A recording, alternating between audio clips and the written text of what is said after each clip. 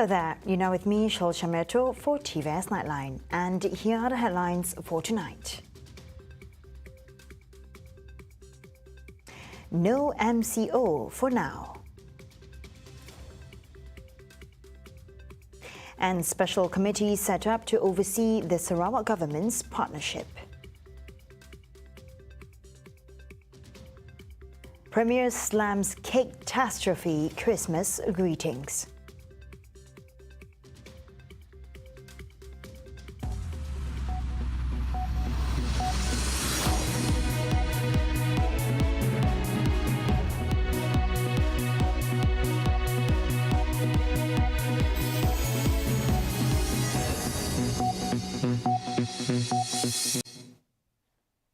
We begin with this news. The government does not intend to reinstate the Movement Control Order (MCO) at present, despite the recent spike in COVID-19 cases in Malaysia recently. Health Minister Dato Sri Dr. Zulkifli Ahmad said, for the time being, the situation is still under control and the healthcare facilities are not burdened. Nonetheless, the MOH is strengthening the COVID-19 management plan, which outlines 5 main strategies. This includes early detection of COVID-19 and SARS-CoV-2 variants, community empowerment through the practice of trace, test, report, isolate, inform and seek treatment, and the digitalization of pandemic management within the health system via the MySejahtera app. Zulkifli also added that the MOH and non-MOH agencies, such as teaching hospitals, military hospitals and private facilities, are also prepared to face any influx of outpatients and admissions. Earlier, Premier of Sarawak and Sarawak Disaster Management Committee SDMC Chairman Dr. Ahmad Douglas Uga Ambas said Sarawak will await for the directive from the Ministry of Health on actions to be taken amidst the rise in the COVID-19 cases in the country, including whether or not to administer the 3rd vaccination.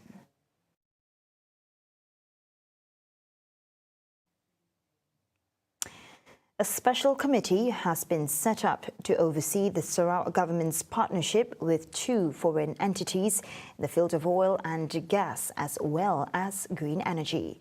Premier Sarawak Dato' Padigi Tan Sri Abang Johari Tunapeng said the committee was established following the inking of Memoranda of Understanding (MOU) of Petros and Sarawak Energy Berhad (SEB) with Mubadala and Masdar at the United Nations Climate Change Conference COP28 in Dubai recently.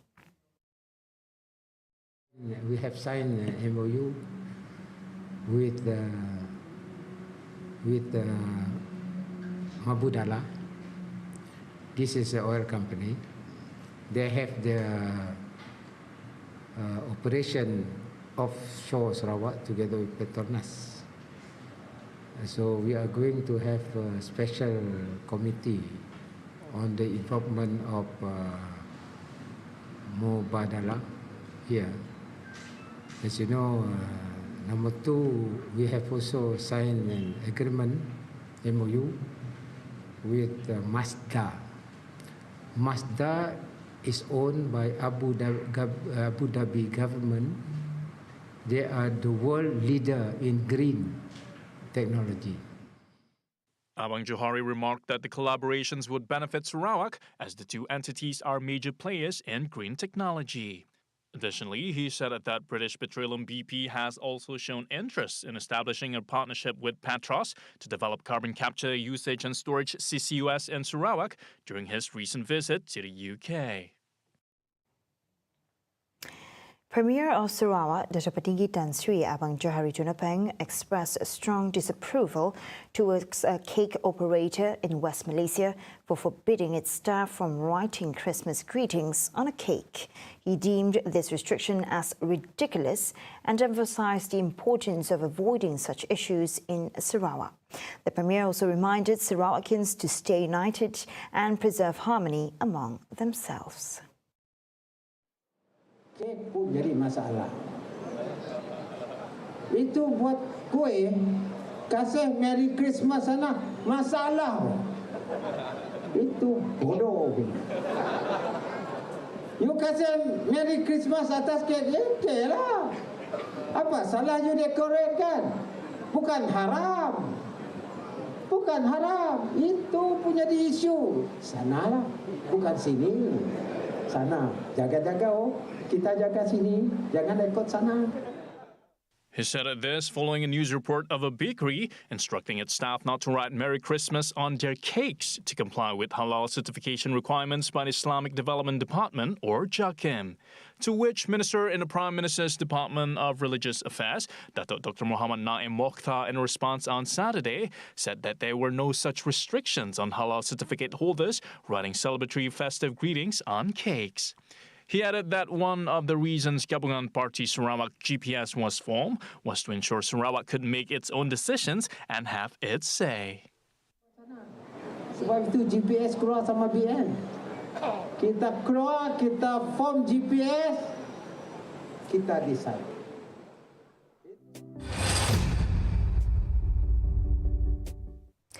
Salanga town is under consideration for development into a satellite town, with this MP Edwin Banta highlighting its strategic location near the Pan-Borneo Highway, making it a potential stopover and tourist attraction within a 2-hour distance. Therefore, the district is in need of better housing infrastructure to accommodate the influx of individuals to the area. Memandangkan Pekan Selangor mempunyai potensi untuk berkembang dengan siapnya jajaran Pan-Borneo, perumahan rakyat kos rendah dan flat amatlah diperlukan. Jadi HDC boleh memainkan peranan membangunkan projek perumahan di Selangor. He said this in his speech during the inaugural ceremony of Salanga Waterfront on Monday. On another development, Edwin expressed his appreciation to the Housing Development Corporation HDC for the approval of the Longhouse Loan Scheme worth 30,000 ringgit per door. Saya dipahamkan pinjaman 30,000 akan dinaikkan kepada 50,000 sepintu mulai tahun depan. Land title holders of the Jubilee occupation ticket are urged to convert their land status to native customary rights and CR land. Deputy Premier Dr. Ahmad Douglas Uga Ambas warned that when the JOT tenure expires, such land would be considered state land. Uga said that the Premier, Dato' Patinggi Tan Sri Abang Johari Tun Openg, has been very sympathetic to the owners of such land and has consented for the land status to be changed into NCR land through an exercise to be handled by the Land and Survey Department. He advised the owners concerned to approach the Land and Survey Department for assistance and necessary action. The JOT is a pre-Sarawak Land Code land title, and it was issued during the colonial government to those involved in rubber plantation. Uga said it was issued for every 1 acre or 200 rubber trees planted, and it was very prevalent in Sri Aman and Betung areas then. Witnesses of a hit-and-run that occurred at Jalan Dogan, Kuching, have been asked to come forward to assist the Padawan District Police in an incident that resulted in the death of a 50-year-old man. The victim, who was found without any form of identification documentation, was believed to have been dragged by the car for an approximate 160 meters. Padawan District Police Chief Superintendent Zainal Abidin Abang Ahmad said the incident occurred around 4:30 to 5:30 a.m. on December 16, 2023. He further noted that the victim was believed to have been performing his recreational routine when he was struck by a vehicle. The case is currently being investigated under Section 41(1) of the Road Transport Act 1987. Witnesses are urged to come forward or contact the district's traffic investigation officer or the assistant traffic investigation officer at the numbers shown.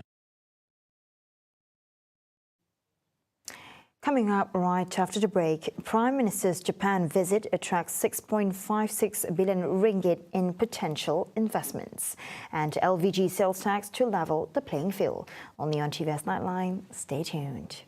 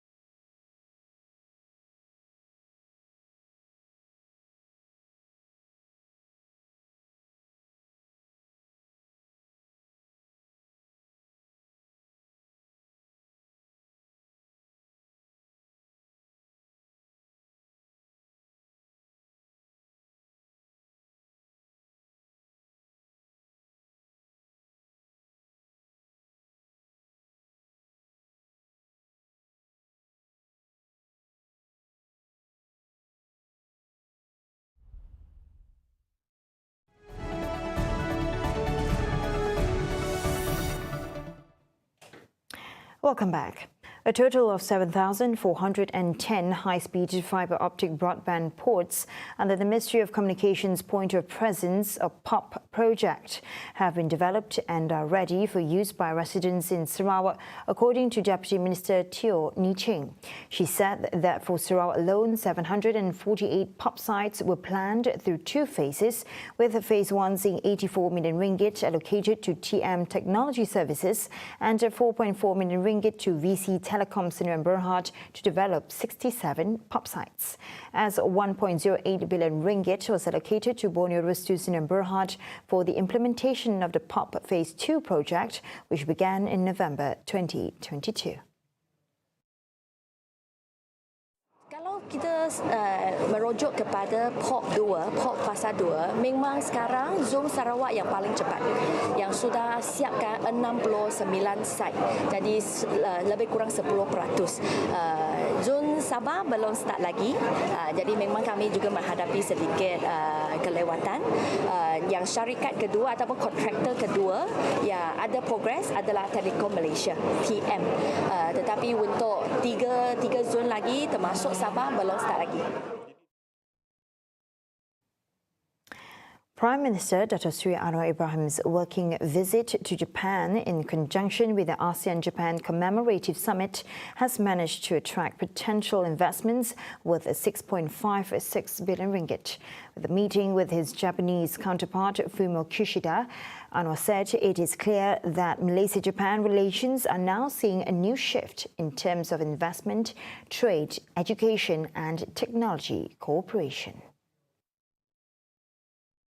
Anwar said combined with potential investments worth 23 billion ringgit secured during the previous Malaysian delegation's visit to Japan in June, the cumulative potential investments from visits to Japan is projected to be 29.56 billion ringgit. Three Japanese corporations with investments in Malaysia, namely Rome Waco, NEC Co Limited and Mitsui & Co, have also conveyed their willingness to increase investments in the form of new investments or expansion of existing investment during one-on-one meetings last Saturday. Additionally, he said Japanese investors are now more confident in Malaysia, adding that he was told there were a lot of positive reviews about Malaysia. Meanwhile, Investment, Trade and Industry MITI Minister Tengku Dato Sri Zafrul Abdul Aziz said among the sectors involved include renewable energy, electrical and electronics, chemicals and digital economy. The introduction of the 10% sales tax on imported low-value goods (LVG) sold online, effective January 1, 2024, aims to level the playing field for businesses in Malaysia, especially the micro, small and medium enterprises. The Ministry of Finance (MFS) said the implementation of the sales tax will address the tax treatment disparity between goods sold by retail businesses and online businesses. It added there was a loophole in the sales tax whereby there is a common practice not to impose sales tax and import duty on imports below a de minimis or minimal value, which was set at 500 ringgit for Malaysia, in order to facilitate ease of customs clearance for postal and courier shipments. However, with the increase in online retail, the situation has created an unfair advantage for online businesses compared to retail businesses in Malaysia. The ministry said the sales tax legislation on imported LVG was initially intended to be enforced on April 1st, but was postponed to allow the government to engage with industry players and key stakeholders on implementation issues. It added other neighboring countries have already implemented taxes on LVG, such as Singapore beginning 1st January 2023 and Indonesia effective 1st April 2023. The implementation of the sales tax on LVG would see goods valued at 500 ringgit or less imported into Malaysia by land, sea or air be charged with a sales tax of 10%. The goods do not include cigarettes, tobacco products, intoxicating liquors, and smoking pipes, all of which are already subjected to an import duty, excise duty, as well as sales tax. Online local and foreign sellers with total sales value of LVG brought into Malaysia exceeding 500,000 ringgit in 12 months may apply to be registered under the Sales Tax Act Amendments 2022.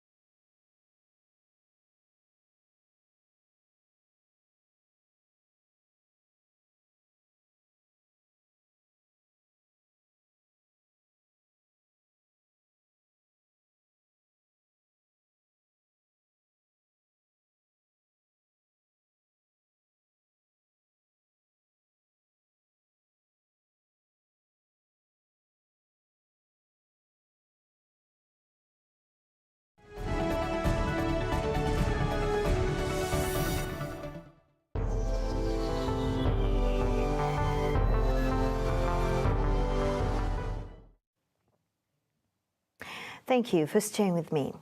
Consumers seeking clarity on products to boycott in solidarity with Palestine can now use the No Thanks app. The app utilizes an algorithm to scan product barcodes and cross-reference them with a predefined list of brands subject to boycott.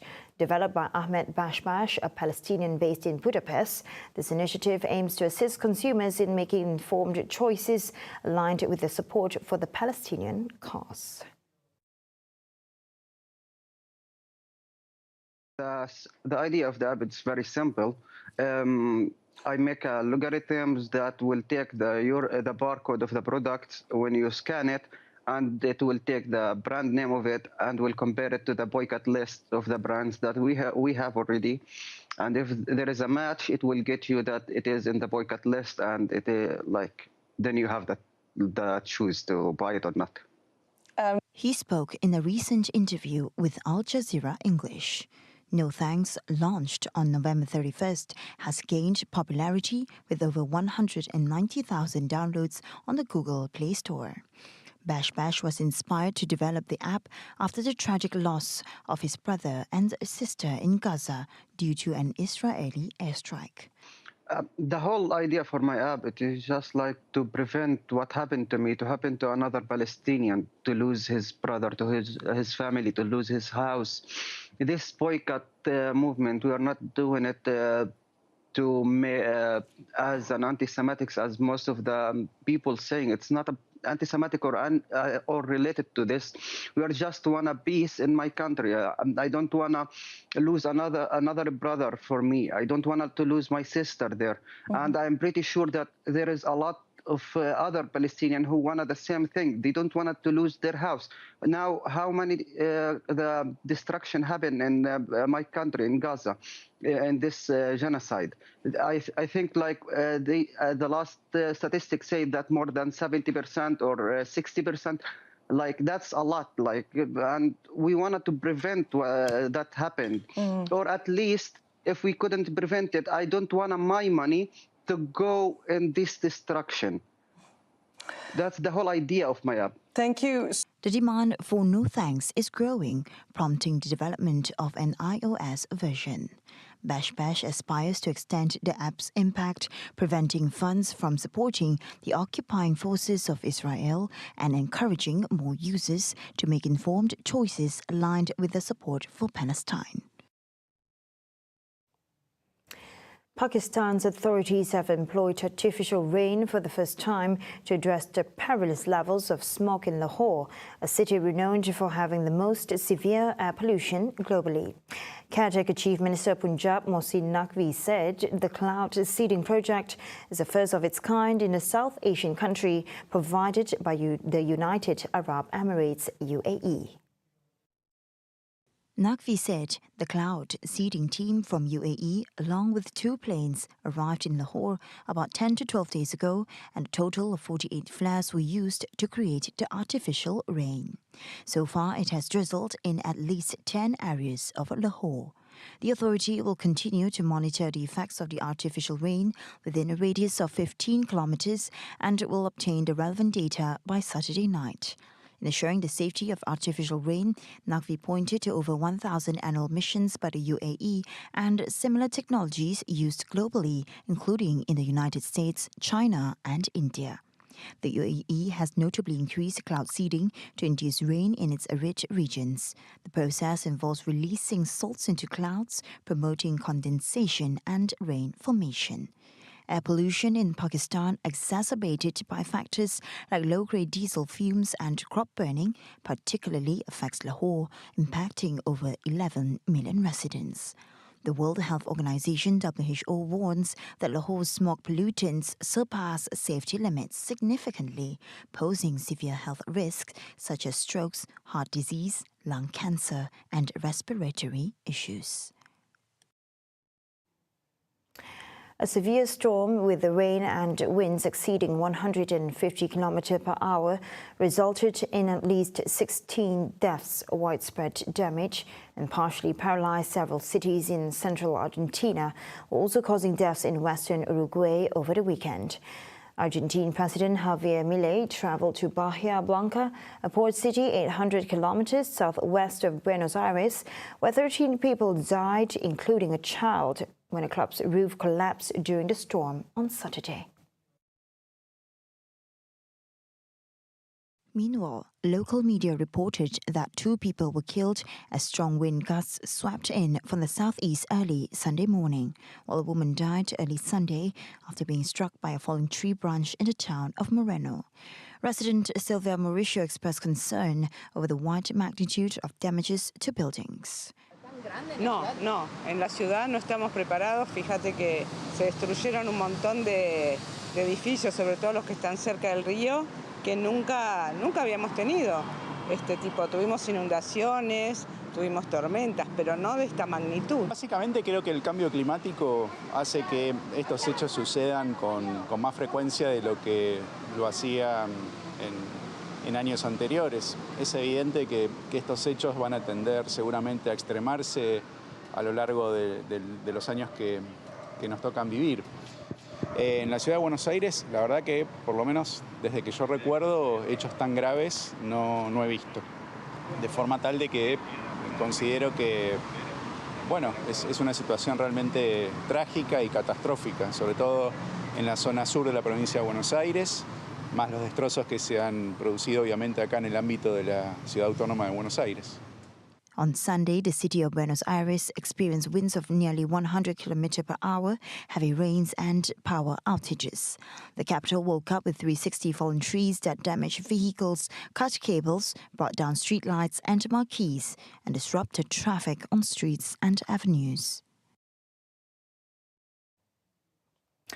Kenya and the European Union on Monday signed a long-negotiated trade agreement in a bid to increase the flow of goods between the 2 markets as Brussels pursues stronger economic ties with Africa. The Economic Partnership Agreement will give Kenya duty-free and quota-free access to the EU, its biggest export market, while European goods will receive progressive tariff reductions. The agreement is the first broad trade deal between the EU and an African nation since 2016 and follows a spending spree by China on lavish infrastructure projects across the continent. European Commission Chief Ursula von der Leyen said the partnership was a win-win situation on both sides and called on other East African nations to join the pact, which came after years of negotiations that concluded in June. So the door is open, tariff-free, quota-free. So we are deepening trade ties and we are building up our own economic resilience. So this economic partnership agreement is a win-win situation on both sides. Very important for us is also that whatever cooperation and trade we have together, that, as you've said, there's added value and creation of jobs locally. This is very important. Both the Kenyan and the European parliaments must ratify the deal before it comes into force. In a statement, the European Union said that the deal was the most ambitious economic partnership it had with a developing country. This includes commitments to sustainable development in areas such as labor rights and environmental protection. The 27-nation bloc accounts for more than 20% of Kenya's overall exports, according to government data, mainly agricultural products, including vegetables, fruits, and the country's famous tea and coffee. Total two-way trade between the markets hit 3.3 billion euros in 2022, up to 27% since 2018, according to EU figures. See the world closer with TVS as we bring in the latest news updates both locally and internationally. For more headlines anytime, anywhere, just head on to our official website at tvstv.ny or follow us on our social media platforms. And that's all the time we have for TVS Nightline. I'm Charlotte Mato. Thank you for watching.